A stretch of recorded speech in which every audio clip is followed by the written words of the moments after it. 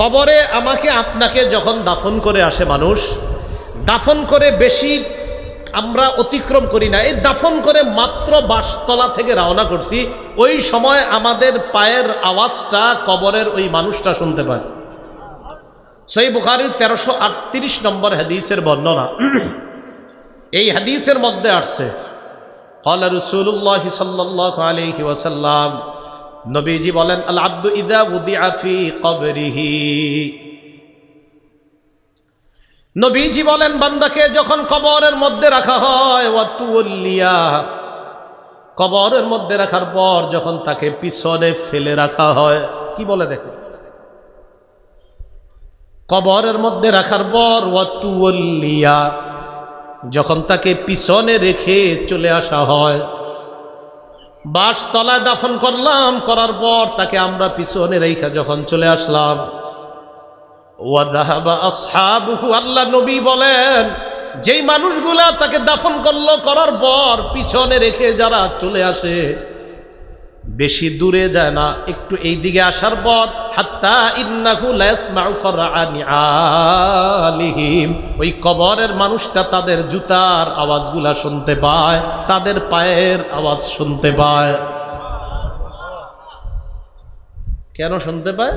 তখন আত্মা তার দেহের মধ্যে আল্লাহ পাঠায়া দেয়, পাঠায়া দেওয়ার পর ফায়াতিয়ানিহি মালাকান, দুইজন ফেরেশতা আসে, আতাহু মালাকান, বুখারীতে আসছে আতাহু মালাকান, আবু দাউদে আসছে ফায়াতিয়ানিহি মালাকান, দুইজন ফেরেশতা আসে, ফাআকআদানিহি, বুখারীতে আসছে, আবু দাউদে আসছে ফায়ুকঈদানিহি আও ইউজলিসানিহি, আয়েশা তাকে বসায়, বসানোর পর তাকে প্রশ্ন করে তিনটা, এর মধ্যে একটা থাকবে মুহাম্মদ সাল্লাল্লাহু আলাইহি ওয়াসাল্লাম, এই ব্যক্তির ব্যাপারে তোমার কি ধারণা? তিনি বলবেন আশহাদু আন্না মুহাম্মাদার রাসূলুল্লাহ, আমি সাক্ষী দিচ্ছি মুহাম্মদ সাল্লাল্লাহু আলাইহি সাল্লাম আল্লাহর রাসূল।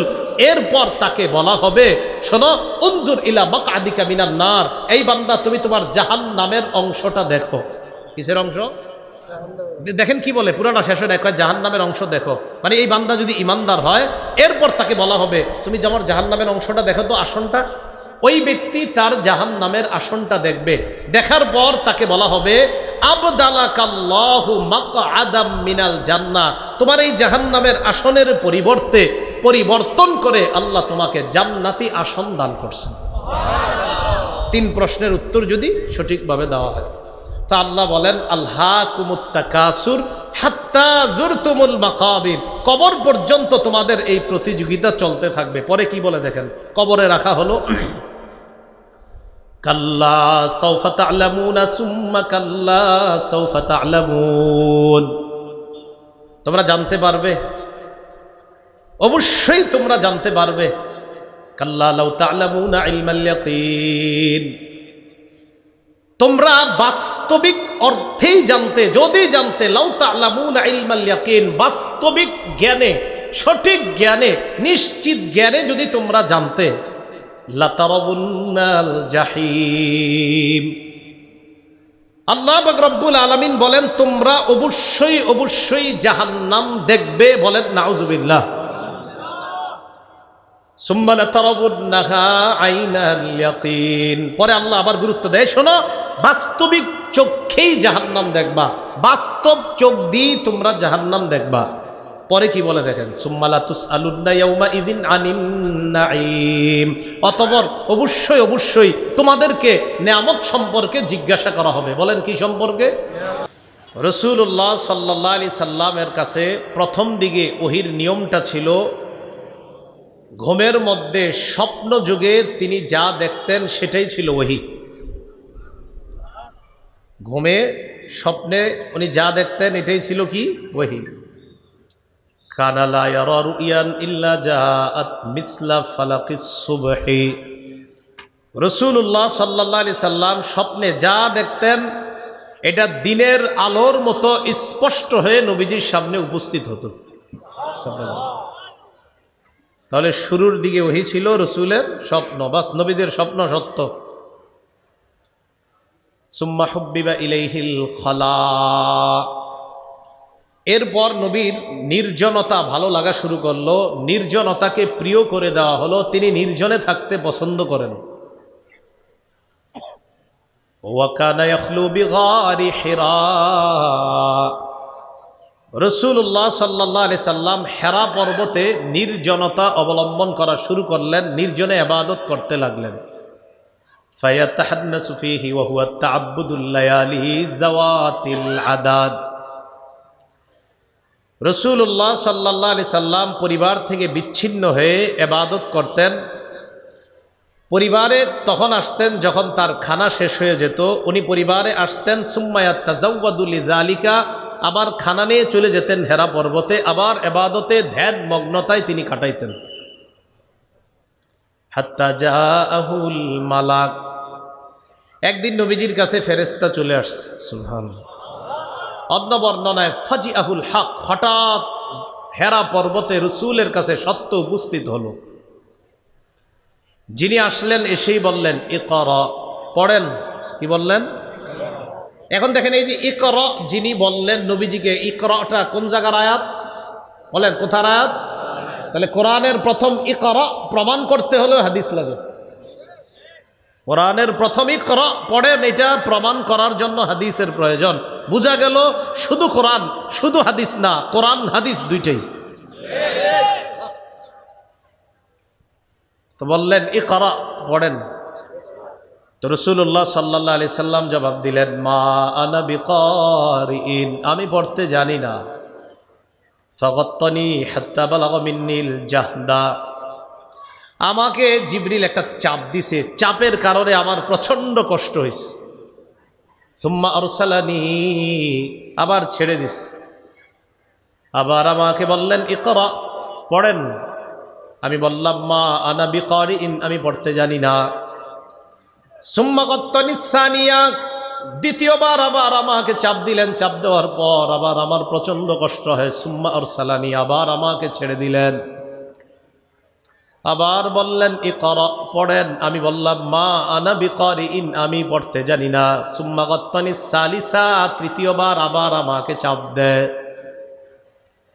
চাপ দেওয়ার পর আমার প্রচন্ড কষ্ট হয়। সুম্মা আরসালানি, আবার আমাকে ছেড়ে দেয়। এবার আমাকে বললেন ইকরা বিসমি রাব্বিকাল্লাযী খালাক, পড়েন রবের নামে যেই রব সৃষ্টি করেছেন।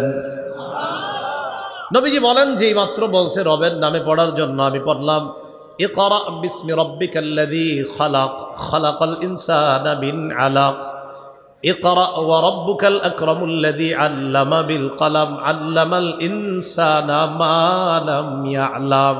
রবের নামে যেই মাত্র পড়তে বললেন, 5টি আয়াত আমার মুখ দিয়ে আমার রব বের করে দিলেন।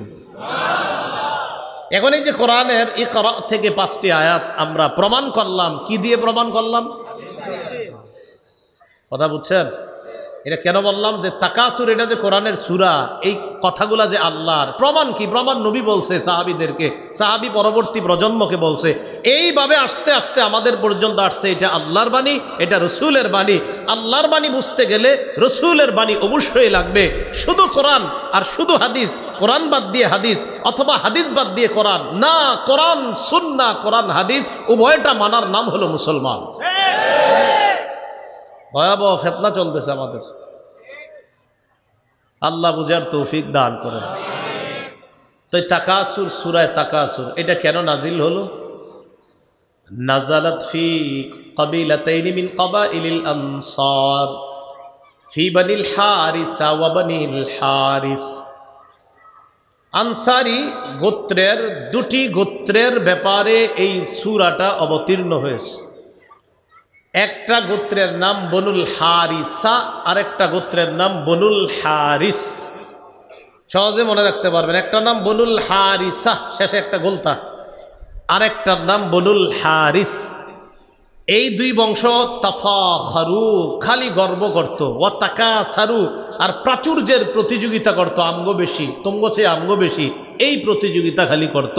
আল্লাহ তাদেরকে লক্ষ্য করে এই সূরা নাজিল করলেন।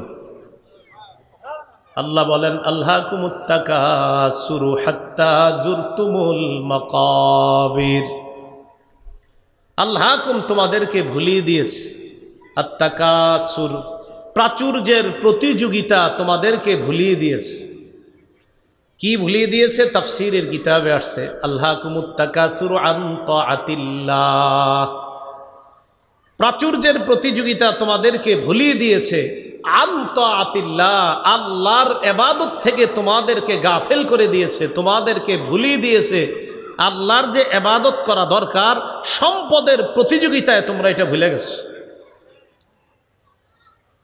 কতক্ষণ? হাত্তা যুরতুমুল মাকাবির, কয় কবরে যাওয়া পর্যন্ত তোমরা এই প্রতিযোগিতা চলবে। যেদিন কবরে যাবা এদিন এই প্রতিযোগিতা শেষ হবে, এর আগ পর্যন্ত তোমাদের এই প্রতিযোগিতা চলতেই থাকবে।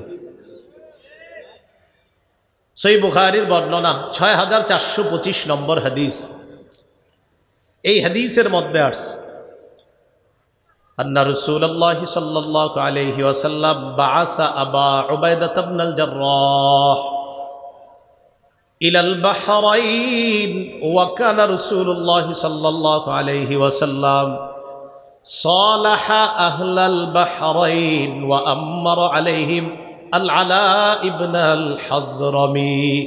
মন দিয়ে শুনেন, রাসূলের এক সাহাবী নাম আবু উবাইদা ইবনুল জাররাহ, এই সাহাবীকে রাসূল সাল্লাল্লাহু আলাইহি সাল্লাম বাহরাইনে পাঠাইলেন। কোথায়? বাহরাইনের নাম শুনছেন নি আপনারা?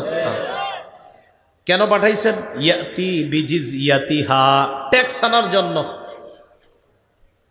ওয়া কানা রাসূলুল্লাহ সাল্লাল্লাহু আলাইহি ওয়াসাল্লাম সালাহা আহলাল বাহরাইন, নবীজি বাহরাইনবাসীদের সাথে একটা চুক্তি করছে, একটা সন্ধি করছে। বাহরাইনের গভর্নর নবী যাকে বানিয়েছেন, আমির বানিয়েছেন, তিনি কে?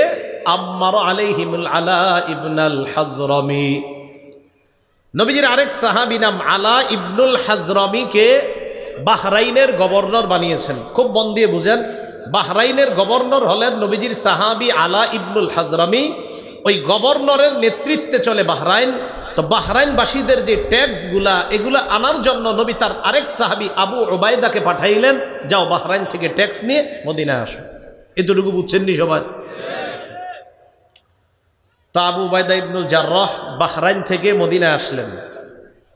ফাকাদিমা আবু উবাইদা বিমালিম মিনাল বাহরাইন, আবু উবাইদা ইবনুল জাররাহ বাহরাইন থেকে মাল সম্পদ নিয়ে মদিনায় আগমন করলেন। ফাসামিআতিল আনসার বিকুদুমি আবি উবাইদা ইবনুল জাররাহ, ফাসামিআতিল আনসার বিকুদুমিহি, আবু উবাইদা যে মাল নিয়ে বাহরাইন থেকে মদিনায় আসছে, এই ঘটনা, এই সংবাদ, তার আগমনের ব্যাপারটা আনসারীরা শুনতে পেল। তারা জানতে পারলো যে নবী যাকে ট্যাক্স আনতে পাঠাইছে তিনি অনেক মালামাল নিয়ে মদিনায় আসছে। ফাওয়াফাউ সালাতাস সুবহি মা রাসূলিল্লাহি সাল্লাল্লাহু আলাইহি ওয়াসাল্লাম, আনসারী সাহাবীগণ আল্লাহ রসুলের সাথে ফজরের নামাজে শরিক হয়। ফজরের নামাজে আল্লাহ নবীর সাথে শরিক হওয়ার পর ফালাম্মান সরাফা রাসূলুল্লাহ সাল্লাল্লাহু আলাইহি ওয়াসাল্লাম তাআররাদু লা, নবীজি যখন ফজরের নামাজের সালাম ফিরায়, সালাম ফিরানোর পর সব আনসারী সাহাবীগণ আল্লাহ রসুলের কাছাকাছি গিয়ে বসছে। সবাই গিয়ে নবীর সামনে বসছে। কেন জানেন?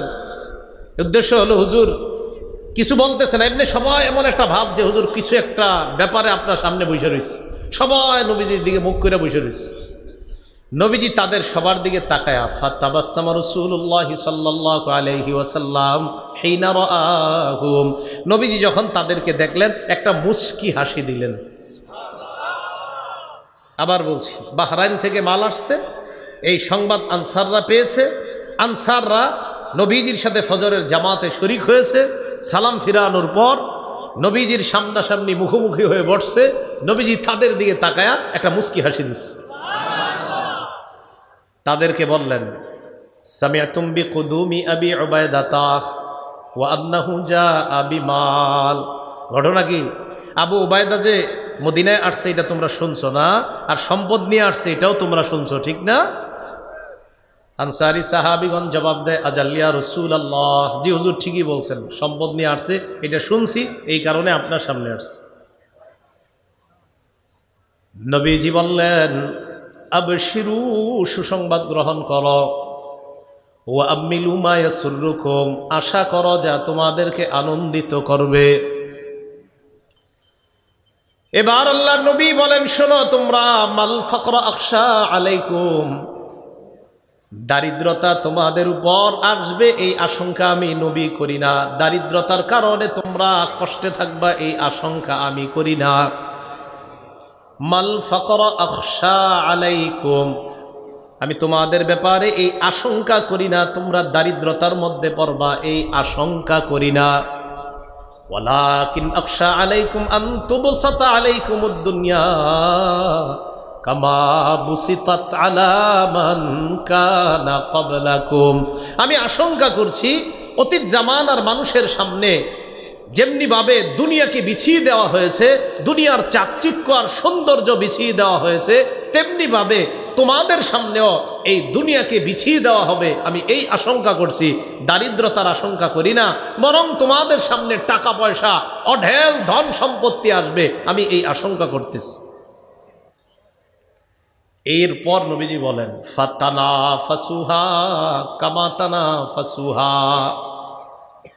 নবীজি বলেন দারিদ্রতা তোমাদের উপর আসবে এই আশঙ্কা করি না,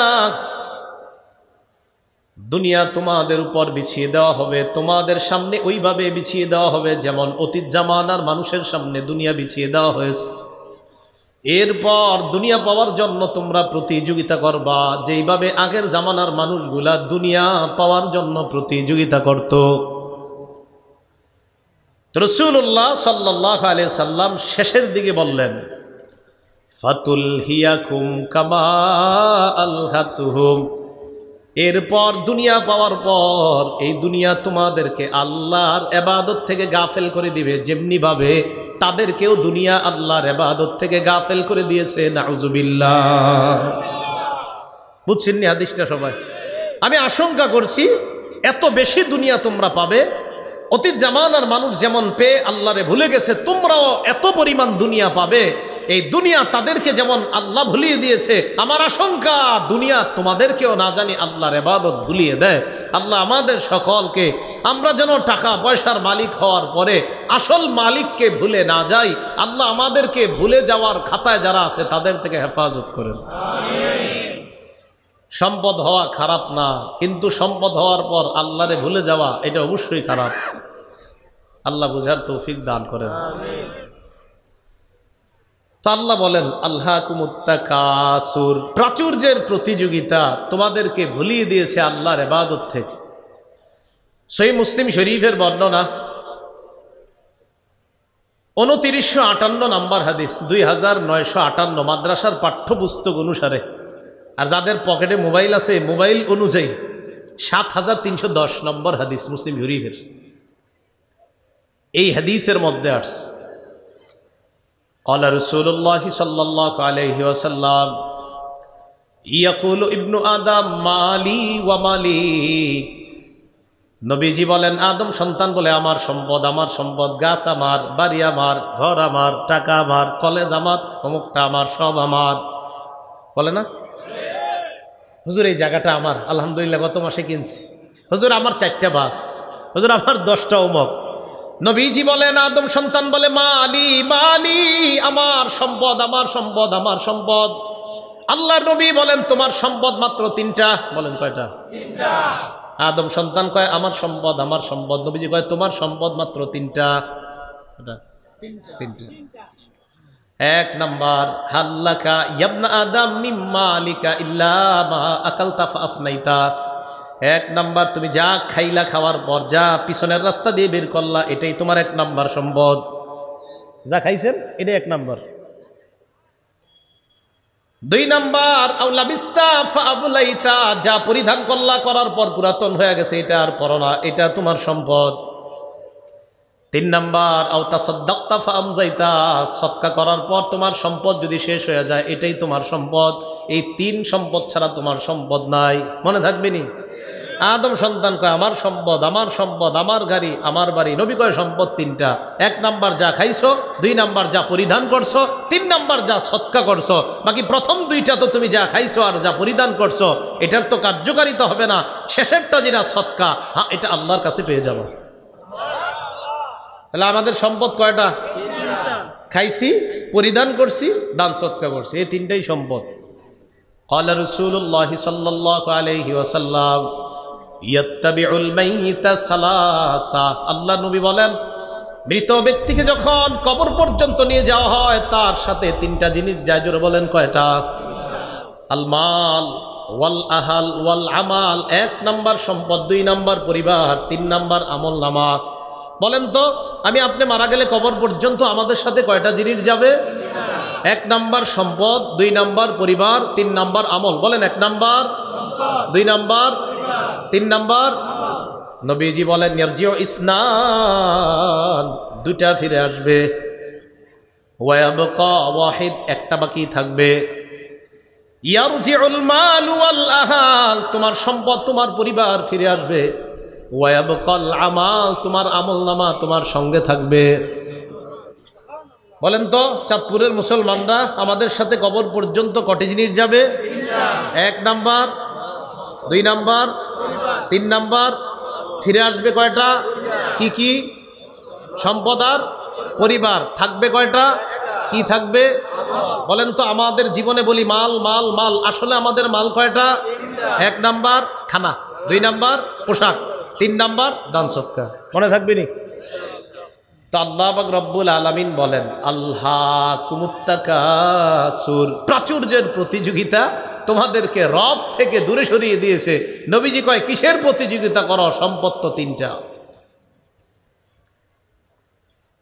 হাত্তা জুরতুমুল মাকাবির, কবর পর্যন্ত চলবে। ক্বালা রাসূলুল্লাহ সাল্লাল্লাহু আলাইহি ওয়াসাল্লাম ইয়াহরুমু ইবনু আদম ওয়ায়াবকা মাহু ইসনাতান। নবীজি বলেন আদম সন্তানের বয়স বাড়ে, ওয়াতাবকা মাহু ইসনাতান, 2টা জিনিস তার বয়স বাড়ার পাশাপাশি 2টা জিনিস তার স্থায়িত্ব আরো বাড়ে।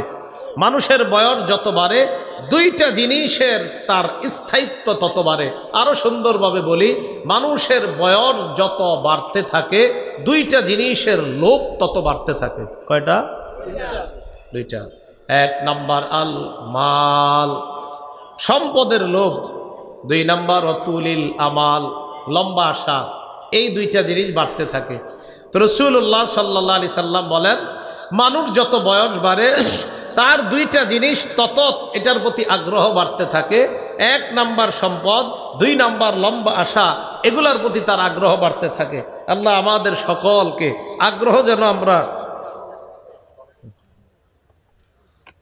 যেন আমরা আখিরাতমুখী আগ্রহী হতে পারি, আল্লাহ তৌফিক দান করেন। তিরমিজি শরীফের 2308 নম্বর হাদিস, 2308 নম্বর হাদিসের বর্ণনা। এই হাদিসের মধ্যে আসছে কানা উসমান ইবনে আফফান রাদিয়াল্লাহু তাআলা আন, উসমান রাদিয়াল্লাহু তাআলা আন ইদা ওয়াকাফা আলা কবরিন বাকা। উসমান রাদিয়াল্লাহু তাআলা আন যখন কোন কবরের সামনে দাঁড়াইতেন বাকা, কান্না শুরু করতেন। হাত্তা ইয়াবুল্লা লিহিয়া, কানতে কানতে তার দাড়িগুলা ভিজিয়ে ফেলতেন। ফাকিলা লাহু, উসমানকে প্রশ্ন করা হলো তাজকুরুল জান্নাতা ওয়ান নার ওয়ালা তাবকি ওয়া তাবকি মিন হাযা। প্রশ্ন করা হলো আপনি জান্নাতের আলোচনা করেন, জাহান্নামের আলোচনা করেন, আপনি কান্না করেন না, অথচ আপনি যখন কবরের সামনে দাঁড়ান আপনি এত কান্না কেন করেন? আপনার কাছে জানতে চাই। উসমান ইবনে আফফান রাদিয়াল্লাহু তাআলা আন জবাব দেন, সামি'তু রাসূলুল্লাহ সাল্লাল্লাহু আলাইহি ওয়াসাল্লাম ইয়াকুল, আমি আল্লাহর নবীকে বলতে শুনলাম, ইন্নাল কবর আউয়ালু মানাজিলিল আখিরাহ, মানুষ মারা যাওয়ার পর কবর হবে তার প্রথম ঘাঁটি। ফা ইন্না জা মিনহু ফামা বা'দাহু আইসারু মিন, কবরের মধ্য থেকে যদি কেউ মুক্তি পেয়ে যায় তার পরের ঘাঁটিগুলা অধিক সহজ হয়ে যায়। ওয়া ইন লাম ইয়ানজু মিনহু, আর কবর থেকে যদি কেউ মুক্তি না পায়, ফামা বাদাহু আশাদ্দু মিনহু, পরের ঘাটিগুলা তার কঠিন হয়ে যায়। নাউযুবিল্লাহ।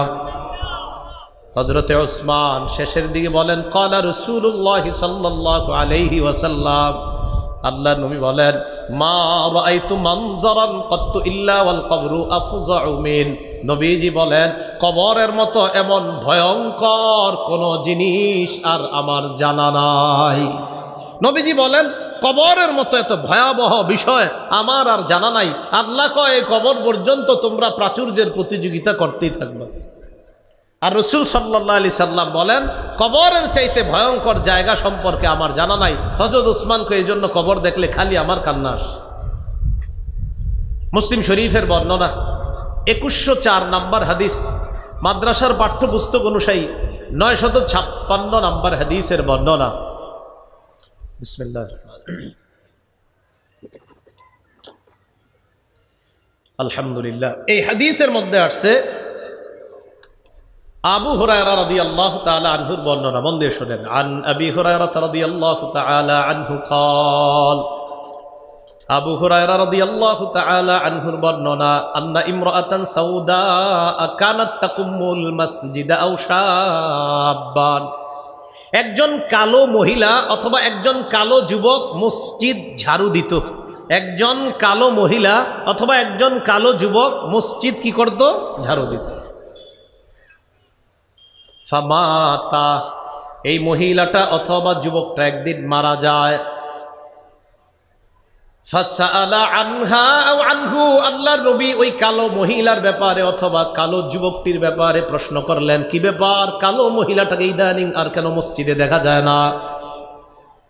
সাহাবীগণ জবাব দিলেন, মাতা, হুজুর এই মহিলাটা অথবা ওই কালো যুবকটা মারা গেছে। নবীজি বললেন, মারা গেছে, এখন কোথায়? সাহাবীগণ জবাব দিলেন, ইয়া রাসূলুল্লাহ, আপনাকে না জানিয়ে ওই মহিলাকে আমরা দাফন করে দিছি। আল্লাহ নবী বলেন, আফালা কুনতুম আযানতুমুনি, এই মহিলাটা মারা যাওয়ার পর কেন তোমরা আমাকে জানাইলা না? আমাকে জানানোর প্রয়োজন কি তোমরা মনে করো নাই? হাদিসের মধ্যে আসছে, কান্নাহুম সাগগারু আমরাহা আও আমরাহু, এই মহিলাটা কালো মহিলা, তো তার ব্যাপারে রাসূলকে জানানোটা তারা প্রয়োজন মনে করে নাই। আমি এইভাবে বলাটা সুন্দর হয় নাই, ঠিক হয় নাই, বলেন নাউজুবিল্লাহ। মানে তাদের মনে হলো আর কি যে একজন কালো মহিলা, ওনার ব্যাপারে নবীজিরে আর কি জানাবো, ঝাড়ু দিত, অপরিচিত, কেউ চিনতো না, তাই মারা গেছে, সাহাবীরা দাফন করে দিছে। নবীজিকে আমারে বলবা না তোমরা? তো হাদিসে আসছে, কান্নাহুম সাগগারু আমরাহা আও আমরাহু, কেমন যেন তারা বিষয়টা ছোট মনে করলো, না এটা হালকা একটা বিষয়, এটা আর নবীজিরে জানানোর কি আছে? এত বড় কেউ না এরকম যে মারা গেছে নবীজিরে জানাইতে হবে। নবীজিকে আমারে জানাইলা না তোমরা? দুল্লুনি আলা কবরিহা, তার কবরটা আমারে দেখাও, নিয়ে যাও। ফাদাল্লুহু, সাহাবারা নবীজিরে ওই মহিলা অথবা ওই কালো যুবকের কবরটা দেখায় দিস। ফাসাল্লা, ওই কবরের সামনে যতগুলা কবর আছে আল্লাহ নবী ওই জায়গায় দাঁড়িয়ে জানাজার নামাজ পড়লেন। এটা নবীর জন্য খাস। এই শোনেন, এটা কার জন্য খাস? এটা নবীজি সাল্লাল্লাহু আলাইহি সাল্লামের জন্য খাস। আপনারা আবার কিন্তু মৃত ব্যক্তি মারা যাওয়ার পর কবরে দাফন করার পর আপনারা আবার জানাজার নামাজ এরকম পড়তে যায় না। রাসূলুল্লাহ সাল্লাল্লাহু আলাইহি সাল্লাম জানাজা পড়লেন, ওই যে জানায় নাই, না জানায় দাফন করে দিছে, তো নবীজি জানাজা পড়ছে। জানাজা পড়ার পর আল্লাহ নবী বললেন, এই জায়গায় যতগুলা কবর, ইন্না হাদিহিল কুবুর মামলুআতুন যুলমাতান আলা আহলিহা, এই কবরগুলা অন্ধকারে পরিপূর্ণ। আমি যে নামাজ আদায় করলাম, আশা করি ইন্নাল্লাহা ইউনাব্বিরুহা লাহুম বিসসালাতি আলাইহিম, আমি জানাজা পড়ার কারণে আমি আশাবাদী আল্লাহ তাদের সব কবরগুলা আলোকিত করে দিবেন। তো যাই হোক, এই হাদিস দ্বারা যেটা বুঝলাম, ইন্না হাদিহিল কুবুর মামলুআতুন যুলমা, এই কবরগুলা অন্ধকারে পরিপূর্ণ। অনুবাদটা বলেন তো আমার সাথে, এই কবরগুলা। তাহলে বোঝা গেল কবর অন্ধকারের একটা জায়গা, কবর একটা অন্ধকার জায়গার নাম। হ্যাঁ, বিভিন্ন হাদিস এবং তাফসির দ্বারা বোঝা যায়, কবরস্থ ব্যক্তি যদি ইমানদার হয়, খাঁটি ইমানওয়ালা যদি হয়, আর জান্নাতি যদি হয়, তার কবরের মধ্যে আল্লাহ প্রদত্ত আলোর ব্যবস্থা করে দিবেন। আপনারা আলাদা বাতি লাগানোর দরকার নাই। অনেকে বাতি টাতি ইত্যাদি দিয়ে দেয়, এটা ঠিক না। মানে যদি দিয়ে দেয় আর কি, কোথাও দেখেন যদি দেয়, দরকার নাই, এগুলো দরকার নেই। ইমানদার হইলে এমনি আপনি শুধু শুধু এত বাতি দিচ্ছেন কেন? সহিহ বুখারীর বর্ণনা 922 নম্বর হাদিস, খুব মন দিয়ে শুনবেন। আগে আমার সাথে বাংলাটা বলেন, বলেন কবর, কবরের ভিতর ভয়াবহতা দাজ্জালের ফিতনার মতো, অথবা দাজ্জালের ফিতনার কাছাকাছি হবে, নবীজি বললেন। মনে রাখবেন, মুসলিম শরীফের হাদিসে রাসূল বলছেন, মা বাইনা খালকি আদম ইলা কিয়ামিস সাআহ খালকুন আকবার মিনাদ দাজ্জাল। আদম নবী থেকে কিয়ামত পর্যন্ত দাজ্জালের চেয়ে ভয়ঙ্কর সৃষ্টি আর দুনিয়াতে নাই। তো নবীজির একটা হাদিস এখন আমরা জানবো যে দাজ্জাল যতটা ভয়ঙ্কর আমাদের জন্য, কবরের ফিতনা ও দাজ্জালের ফিতনার চেয়ে কোনো অংশে কম হবে না। সহিহ বুখারীর 922 নম্বর হাদিসের বর্ণনা। এই হাদিসের বর্ণনাকারী আসমা বিনতে আবু বকর রাদিয়াল্লাহু তাআলা আনহা। আলেম ছাড়া অন্যদেরকে একটা কথা জিজ্ঞাসা করবো, দেখি বলতে পারেন কিনা। আলেমরা দরকার নেই, অন্যরা বলবেন। আমি আগে হাদিসটা পড়ি, দেখেন। আন আসমা বিনতে আবি বকরিন সিদ্দিক রাদিয়াল্লাহু তাআলা আনহা দাখালতু আলা আয়েশা সিদ্দিকাহ রাদিয়াল্লাহু তাআলা আনহা। অনুবাদ করার পর আলেম ছাড়া অন্যদেরকে একটা কথা জিজ্ঞাসা করলে দেখি আপনারা জবাব দিবেন। আসমা বিনতে আবু বকর, দেখেন কি বলছি, আসমা বিনতে আবু বকর, আবু বকর সিদ্দিক রাদিয়াল্লাহু তাআলা আনহুর কন্যা আসমা বলেন, আমি আয়েশার কাছে প্রবেশ করলাম। আয়েশা আসমার কি হয় সম্পর্কে? আপনি বলে বলুন। ও আচ্ছা আচ্ছা আচ্ছা আচ্ছা, ঠিক আছে। কি হয়? বোন হয়, মাশাআল্লাহ। তো আসমা বিনতে আবু বকর সিদ্দিক রাদিয়াল্লাহু তাআলা আনহা বলেন, আলেমের রূপ ধরছেন, দেখছেন, আলেমের রূপ ধরলেও লাভ আছে। হ্যাঁ, লাভ আছে। এই তো আলেমের রূপ ধরলেও লাভ আছে। আল্লাহ যদি এই হিসাবে কিয়ামতে কবুল করেন, এত তো হয়ে গেছে। আসমা বিনতে আবু বকর রাদিয়াল্লাহু তাআলা আনহা বলেন, আমি আয়েশা সিদ্দিকার কাছে প্রবেশ করলাম। আয়েশা সিদ্দিকা রাদিয়াল্লাহু তাআলা আনহার আব্বার নাম আবু বকর, আসমা রাদিয়াল্লাহু তাআলা আনহার আব্বার নাম আবু বকর। তো বলতেছে, আমি আয়েশার কাছে গেলাম। যাওয়ার পর দেখি ওয়ান্নাসু ইউসাল্লুন, মানুষ নামাজ পড়তেছে। আমি আয়েশাকে প্রশ্ন করলাম, মা শানুন নাস, আয়েশা কি হইছে, মানুষের কি হইছে, নামাজ পড়ে কেন? ফাশারাত বিরাসিহা ইলাস সামা, আম্মাজান আয়েশা মাথা দিয়ে ইঙ্গিত করলেন আকাশের দিকে, এমন করলেন। আম্মাজান আয়েশাকে আসমা বললেন, কি হইছে আয়েশা, ঘটনা কি, মানুষ নামাজ পড়ে কেন? আম্মাজান আয়েশা এমন করলেন, ইশারা করলেন এইভাবে। তো আসমা রাদিয়াল্লাহু তাআলা আনহা বললেন, আয়াতুন, কোন নিদর্শন দেখা গেছে আসমানে? তো আম্মাজান আয়েশা বললেন, হ্যাঁ, নিদর্শন, কিছু একটা নিদর্শন চলতেছে আসমানে, এটা দেখা গেছে। তো কিছু কিছু হাদিসের ব্যাখ্যায় জানা যায় যে এই নিদর্শনটা হলো সূর্যগ্রহণ লাগছে। কি লাগছে? সূর্যগ্রহণ। সূর্যগ্রহণ হয় না? সূর্যগ্রহণ। তো আসমা রাদিয়াল্লাহু তাআলা আনহা বলেন, মহিলারা আমরা যারা আছি আমরাও পিছনে দাঁড়ায় রইলাম। নবীজি সাল্লাল্লাহু আলাইহি সাল্লাম, আতানা রাসূলুল্লাহ সাল্লাল্লাহু আলাইহি সাল্লাম, নবীজি লম্বা কেরাত নিছে, অনেক লম্বা কেরাত নিয়ে নামাজটা পড়তেছে। আসমা বলেন যে এত লম্বা কেরাত পড়তেছিলেন আর নামাজ এত লম্বা করলেন, এক পর্যায়ে হাত্তা তাজাল্লানিল গশয়ু, আমি বেহুশ হয়ে গেছি। এত লম্বা নামাজ পড়লেন, আমি বেহুশ হয়ে গেছি। তারপর ইলা জামবি কিরবাতুন ফিহা মাউন, আমার পাশে একটা পাত্র ছিল, এই পাত্রের মধ্যে পানি ছিল। ফাজআলতু আসুব্বু মিনাল মা ফাজআলতু আসুব্বু আলা রাসি, আমি পানি নিয়ে নিয়ে আমার মাথার উপরে ঢালতেছিলাম। তো মাথার উপর পানি যখন আমি ঢালতেছিলাম, এক পর্যায়ে রাসূলুল্লাহ সাল্লাল্লাহু আলাইহি সাল্লাম ইনসারাফা, নামাজের সালাম ফিরাইলেন। হাত্তা তাজাল্লাতি শামসু, ইতিমধ্যে সূর্য তার স্বাভাবিক অবস্থায় ফিরে আসছে। এতটুকু বুঝছেননি? আচ্ছা। সুম্মা ক্বালা রাসূলুল্লাহ সাল্লাল্লাহু আলাইহি ওয়াসাল্লাম, নবীজি সাধারণত এই জাতীয় নামাজ পড়লে নামাজের পরে একটা ভাষণ দিতেন। নবীজি দাঁড়াইলেন, দাঁড়ানোর পর ভাষণ দিলেন, খুতবা দিলেন। খুতবার মধ্যে আল্লাহ নবী বললেন, মা মিন শাইইন লাম আকুন উরিতুহু, মা মিন শাইইন লাম আকুন উরিতুহু ইল্লা ক্বাদ রাআইতুহু ফি মাকামি। আল্লাহর নবী বললেন, এমন কোন জিনিস নাই যে আমাকে দেখানো হয় নাই আগে, আজকে আমি এই নামাজের মধ্যে সব দেখছি। আমি আবার বলছি, নবীজি বলছে যে কোনো জিনিস আগে আমাকে দেখানো হয় নাই, আজকে নামাজের মধ্যে আগে যা দেখি নাই আজকে আমি সব দেখছি। পরে কি করে দেখেন, হাত্তাল জান্নাহ ওয়ান নার, এমনকি জান্নাত জাহান্নাম দেখছি। এটা এক বর্ণনা। মুসলিম শরীফের আরেকটা বর্ণনায় মজার কথা আসছে, সাহাবী যারা সামনে আছে আমার দিকে তাকান, হঠাৎ দেখে নবীজি নামাজের মধ্যে এমন করছে, বুঝেন নাই? নামাজের পরে সামনের কাতারের এক সাহাবী বললেন, হুজুর আপনি নামাজে আজকে যে কাজ করছেন এটা তো আগে করতে দেখিনি, কি হয়েছে? আপনারা আবার কিন্তু কইরেন নাই কেন? নবীজির জন্য কিছু খাস ইবাদত, এটা আপনারা কইরেন না। তো নবীজি বললেন, আমি যখন এমন করছি আমি জান্নাতের আঙ্গুরের ছড়ি দেখছি, ওইটা আমি ধরতে চাইছি। যদি একটা ছড়ি আনতে পারতাম তাহলে তোমরা যতদিন দুনিয়াতে থাকতা খাইতে পারতাম। আপনারা কি নামাজে এরকম ছড়ি দেখেন?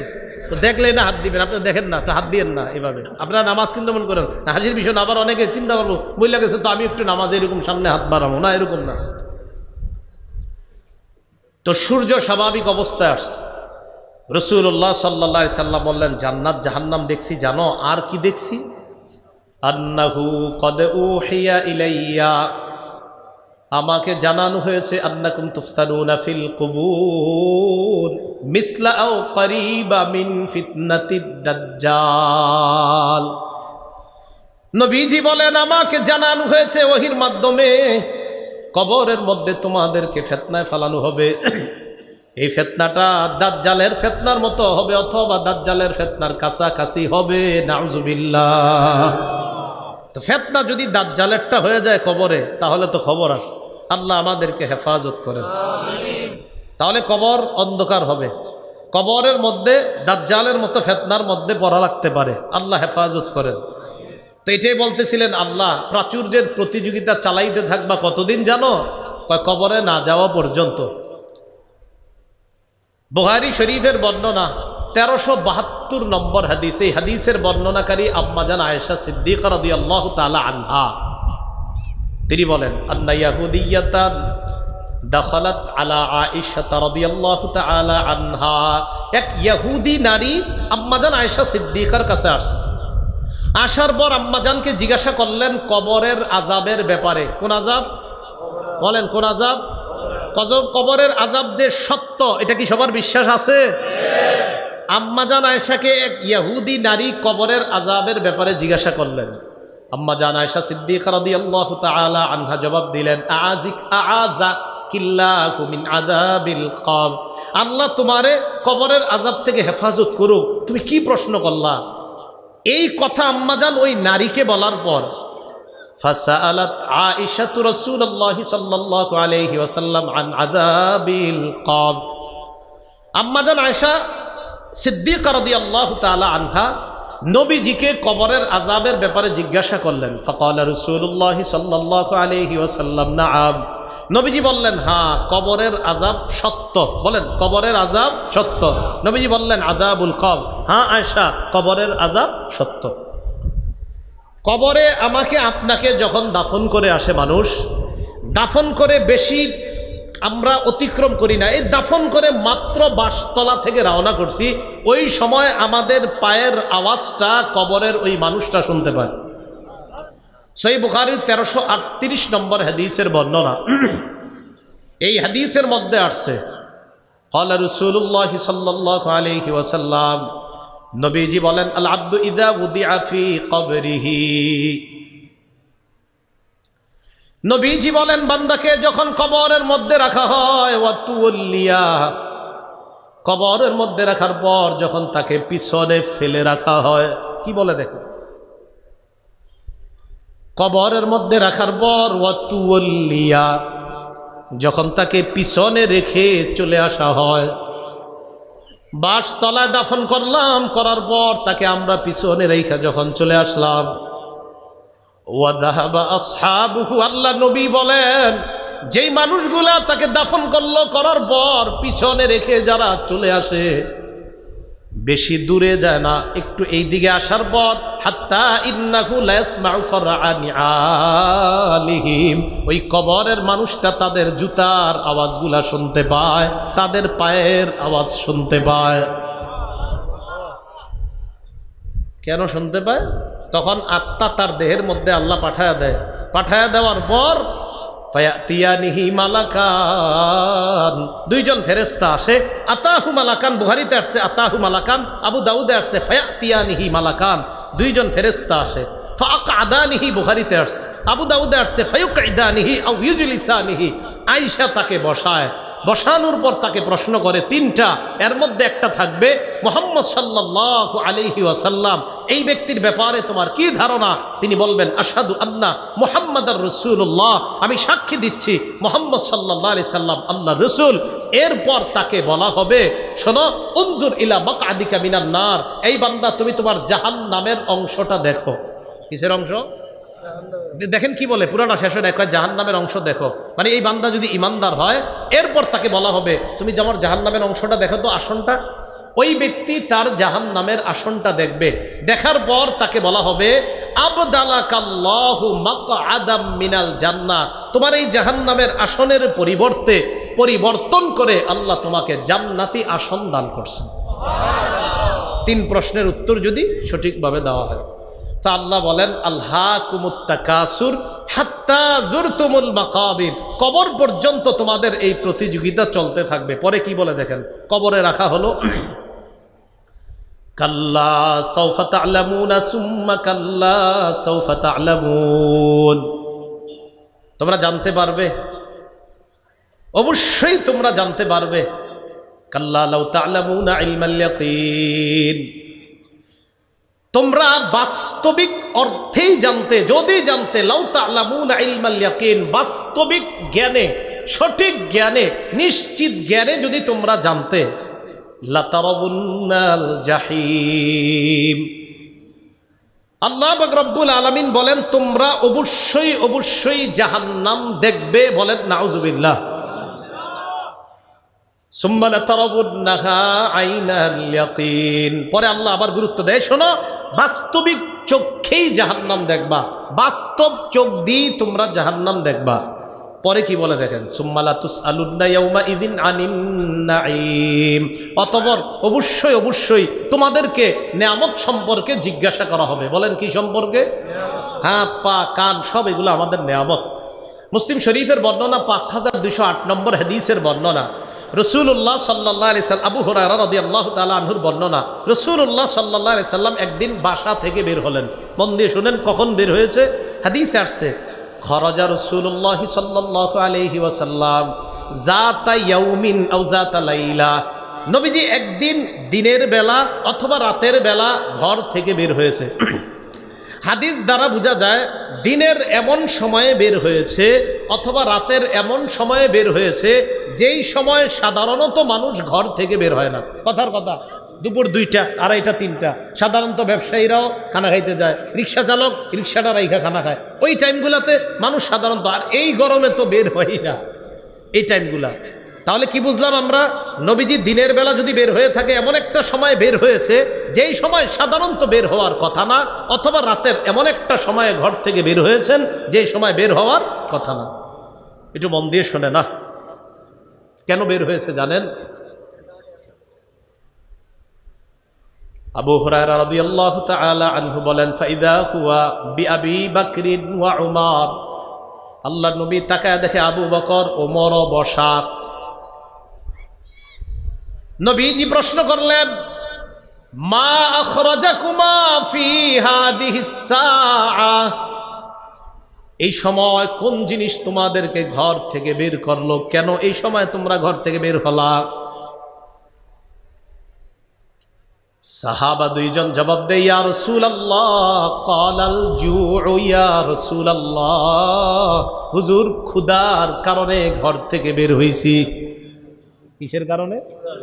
ক্ষুধার যন্ত্রণায় ঘর থেকে বের হয়েছে। ক্ষুধার যন্ত্রণায় বের হয়েছে কয় হ্যাঁ। এবার নবীজি যে জবাবটা দেয় দেখেন কি বলে, নবীজি বলে তোমরা ক্ষুধার কারণে বের হয়েছে কয় হ্যাঁ। আল্লাযী নাফসি বিয়াদিহি আনাল্লাযী আখরাজাকুমা, নবীজি বলেন আখরাজানি আল্লাযী আখরাজাকুমা, আল্লাহর কসম যেই ক্ষুধা তোমাদেরকে ঘর থেকে বের করে আনছেন ওই ক্ষুধা আমাকে বের করছে। তোমরা ক্ষুধার যন্ত্রণা এই জায়গায় বসা, আমিও ক্ষুধার কারণে এই সময় এই জায়গায় আসলাম। নবীজি বললেন কুমু, চলো আমার সাথে ওঠো। ফাকামু মাহু, আল্লাহ নবীর সাথে সাহাবী দুইজন রওনা করলেন। ফাআতা রাজুলাম মিনাল আনসার, এক আনসারীর কাছে গেলেন। যাওয়ার পর ওয়ালাইসা ফি বাইতিহি, আনসারী সাহাবী বাড়িতে নাই। নবীজি এক আনসারী সাহাবীর বাড়িতে গেলেন। ফাইদা হুয়া লাইসা ফি বাইতিহি, তিনি ঘরে নাই, বাড়িতে নাই। বাড়ির ভিতর থেকে রাতুল মারআ, আনসারীর বিবি রাসূলকে দেখে ফেলছে। ভিতর থেকে ওই নারী বলতেছে মারহাবান আহলান, স্বাগতম স্বাগতম, বাসায় আসেন আপনারা। নারী ভিতর থেকে বললেন। নবীজি ভিতরে গেলেন। যাওয়ার পর নবীজি প্রশ্ন করলেন আইনা ফুলান, অমুকে কোথায়, মানে তোমার স্বামী কোথায়? তো নারী জবাব দিলেন জাহাবা ইয়াস্তাজিবু লানা মিনাল মা, হুজুর তিনি বাহিরে গেছে, আমাদের জন্য মিষ্টি পানি আনার জন্য গেছে। নবীজি অপেক্ষা করতে লাগলেন। ইতিমধ্যে আনসারী সাহাবী বাসায় আসছে। দেখেন এই জায়গাটা মন দিয়ে শোনেন কি বলে। আসার পর তিনি যখন দেখলেন নাজরা ইলা রাসূলিল্লাহ সাল্লাল্লাহু আলাইহি সাল্লাম ওয়া সাহিবাই, দেখলেন আল্লাহ রাসূল তার বাসায় আর দুই সাহাবী তার বাসায়। বলেন আপনি যদি, আল্লাহ তো এই যুগে আম ঘরে পাঠায় নাই, আপনি যদি হঠাৎ বাহির থেকে আইসা দেখতাম আমার ঘরে নবী আর আবু বকর ওমর বসা, কি অবস্থা হবে? আনসারী সাহাবা আইসা দেখে নবীজি বসা, আবু বকর ওমর বসা। আনসারী সাহাবী কয় মা আহাদুল ইয়াউমা আকরামা আদিয়াফান মিন্নি, আজকে আমার চাইতে শ্রেষ্ঠ মেজবান আর দুনিয়াতে কেউ নাই।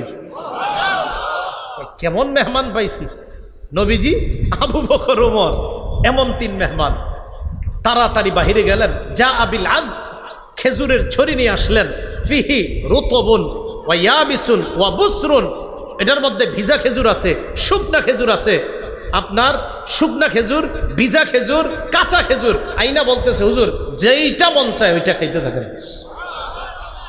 নবীজি আবু বকর ওমর খেজুর খাওয়া শুরু করলেন। ফাখাযাল মুদিয়া, তিনি ছুরি নিলেন। কি নিলেন? ছুরি নিয়ে রওনা করছে, পশু জবাই করবে। নবীজি বললেন ইয়াকাল হালুব, সাবধান, দুধের পশু জবাই করবা না। তিনি দুধের পশুর দিকে রওনা করছে, সাবধান, দুধের পশু জবাই করবা না, দুধের বকরি জবাই, খাসি জবাই করবা না। তখন তিনি জাবাহালাহুম, একটা নরমাল অন্য বকরি জবাই করলেন। করার পর নবীজিকে বকরির গোস্ত খাওয়াইলেন, খেজুর খাওয়াইলেন, আর রাসূলুল্লাহ সাল্লাল্লাহু আলাইহি সাল্লাম মিষ্টি পানি পান করলেন। প্রিয় মুসলমান ভাইয়ারা, আমি যেই কথাটা বলার জন্য এই লম্বা হাদিসটা বললাম, এখন যেটা বলবো এটা বলার জন্য। পেট ভরে খাইলেন। খাওয়ার পর আবু বকর ওমরকে বললেন আবু বকর ওমর, ক্ষুধা তুম করে বাসা থেকে বের করছে, ঠিক না? কয় হ্যাঁ। এখন ক্ষুধা আছে? কয় না। ক্ষুধা মিটে গেছে না? কয় হ্যাঁ মিটে গেছে। নবীজি বললেন লাতুসআলুন হাদা ইয়াউমাল কিয়ামা, এই যে খাইলা, এই যে খাবারটা খাইলা না, এই খাবারটার ব্যাপারেও কিয়ামতের মাঠে জিজ্ঞাসা করা হবে। সুম্মা লাতুসআলুন্না ইয়াউমা ইযিন আনিন নাঈম, আল্লাহ বলেন অবশ্যই তোমাদেরকে নেয়ামত, প্রত্যেকটা নেয়ামতের ব্যাপারে জিজ্ঞাসা করা হবে। তাহলে আল্লাহর কোনো নেয়ামতের অশুকরিয়া আদায় করব আমরা কখনো? আমরা সব নেয়ামতের শুকরিয়া আদায় করি। আল্লাহ পাক রব্বুল আলামিন আমাদের সকলকে সূরা তাকাসুর থেকে যে বিষয়টা জানলাম, সম্পদ হওয়া দোষের না, কিন্তু সম্পদের প্রতিযোগিতায় কাকে ভুলে যাওয়া যাবে না? আল্লাহকে ভুলে যাওয়া যাবে না। কবরে যাওয়ার আগে আমল নামা নিয়ে কবরের মধ্যে যাওয়া। আর 3 নাম্বার বিষয়টা শিখলাম, আমার জীবন সম্পর্কে প্রশ্ন হবে, এর মধ্যে যে আল্লাহ যত নেয়ামত দিয়েছেন আমাকে, এই নেয়ামতের ব্যাপারে প্রশ্ন করা হবে। প্রত্যেকটা বিষয়ের জন্য প্রস্তুত থাকা।